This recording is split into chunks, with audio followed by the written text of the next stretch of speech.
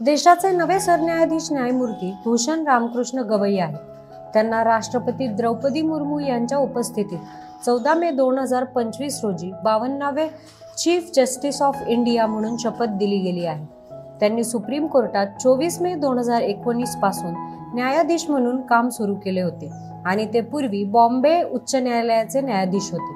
न्यायमूर्ती भूषण गवई यांच्याविषयी काही महत्त्वाच्या गोष्टी जाणून घेऊयात बिहाइंड द डॉट्स मध्ये।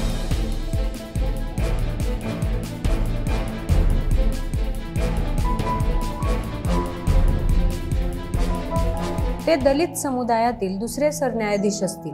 त्यांचा जन्म 24 नोव्हेंबर 1960 रोजी अमरावती, महाराष्ट्र येथे झाला। त्यांचे वडील RS गवई हे राजकारणी आणि माजी राज्यपाल होते।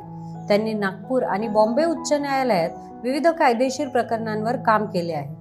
त्यांची न्यायिक दृष्टी विविध सामाजिक आणि संवैधानिक विषयांवर स्वतंत्र आणि न्यायसंगत आहे। त्यांनी काही महत्त्वाच्या प्रकरणांमध्ये न्याय निर्णय देखील दिला आहे, जसे की नागरिकांच्या मालमत्तेवर अनियमित कारवाई, अत्याचारी कायद्यांखाली अटक रोखण्यासाठी प्रक्रिया नियमांचे रक्षण, तसेच निवडणूक बंधनकारक योजना आणि जम्मू काश्मीरच्या विशेष दर्जाचा प्रश्न।